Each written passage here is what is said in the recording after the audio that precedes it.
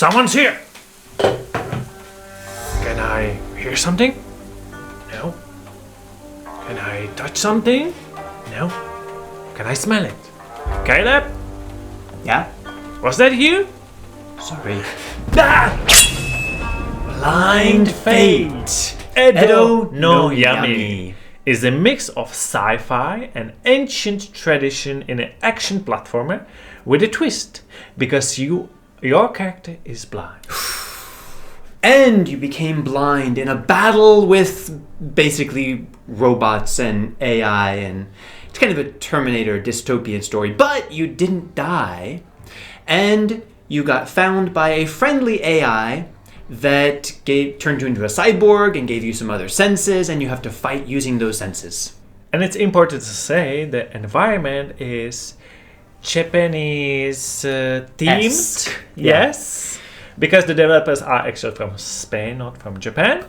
But they try to get you the feel of Japan, a feudal Japan, but with a sci-fi twist. There's lots of layers to it, actually, because sometimes you see the world as it was before the robot apocalypse, sometimes after, also sometimes you're in nature. The environments are really diverse, and you actually have to update your data sensors to see what the world is like now, which I thought was very interesting, going from what it looked like 500 years ago to now.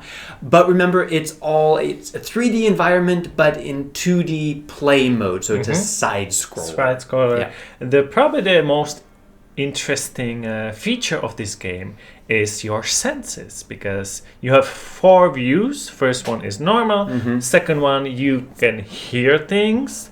Third one is you can smell things. And the fourth one is heat. Heat Sensing. Yeah.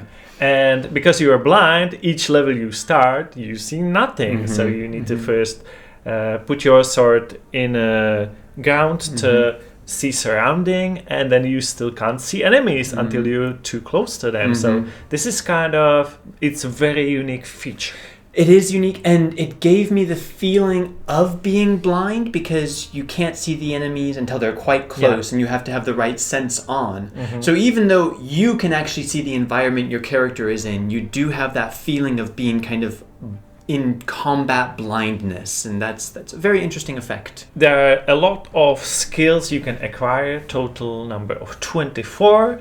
And the story reveals itself slowly, and there's lots of dialogue with other NPCs that moves the story, and it's all voiced over, which is really nice. Going back to the 4 senses that you have, the sight, sound, smell, and heat, this is very important for combat, because you want to discover the weakness of your enemy, and that's only possible if you're using the right sense at that time.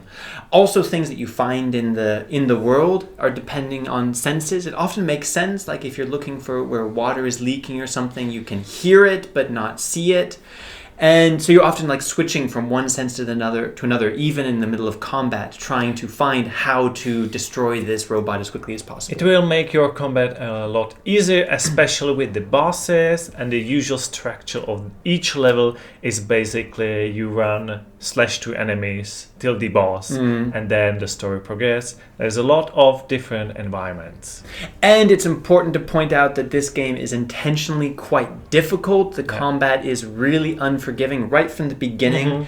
There is a boss that you have to kind of master all of the mechanics of combat to be able to get past it very easily.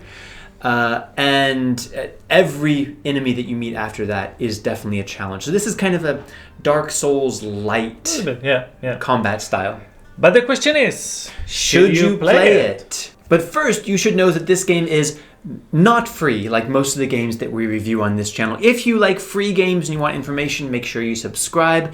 This is a new release game that is not free, but you can buy it on Steam. The question is it worth your time? There is a lot of content in this game. It is very straightforward. The game officially doesn't tell you, but I would say this is more a retro-styled game. It feels like it because the enemies are very same. The bosses you have to beat up the same way each time. And there's a lot of variability in the levels. There are even some puzzles but I think it's too overcombined, and the Japanese team doesn't feel so great with the Sci-Fi together as they present it. It's just weird mashup to me, and the most important thing, that is the battles, feels too slow and too repetitive. Even the bosses, you have to do same things over again. And because the game feels very average, we're not here to tell you should play average game. So that's why I'm saying no. It didn't touch me. I don't think I will remember this game very much. I actually liked the mashup of lots of different things. I found that to be very creative. So the idea of showing kind of modern Japan, but also then future dystopia Japan, and like kind of cyberpunk, and it kind of felt like if Horizon Zero Dawn was a retro side scroller set in Japan instead. Maybe that's going too far. Didn't expect that, but I see the sci-fi part. So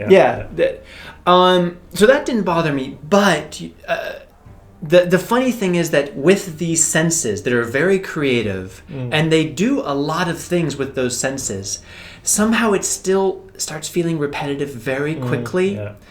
And I would say it doesn't build on that enough. Or maybe it reveals everything too quickly, and then you're like, okay, I've got it. Now there's nothing new to do. And I think that's the main thing. It being a side scroller, if it was more explorable, I think I would be more interested. But being a side scroller, the combat getting very repetitive very quickly. And in the difficult combat, sometimes I felt the buttons were not very responsive, that it wasn't doing what I wanted quick enough. Put those together, and I don't think it's a bad game. It's very interesting and creative, but it just wasn't very enjoyable after the first hour or so, I would say. So I'm afraid for those reasons it'll have to be a no for me as well. We're both fans of Japanese Steam game. This wasn't for us, so let us know if you liked this game, if you tried it out, and if you want just free games, stay tuned to this channel because we have a lot of videos about that. Thanks for watching. See you next time. See you next time. Bye.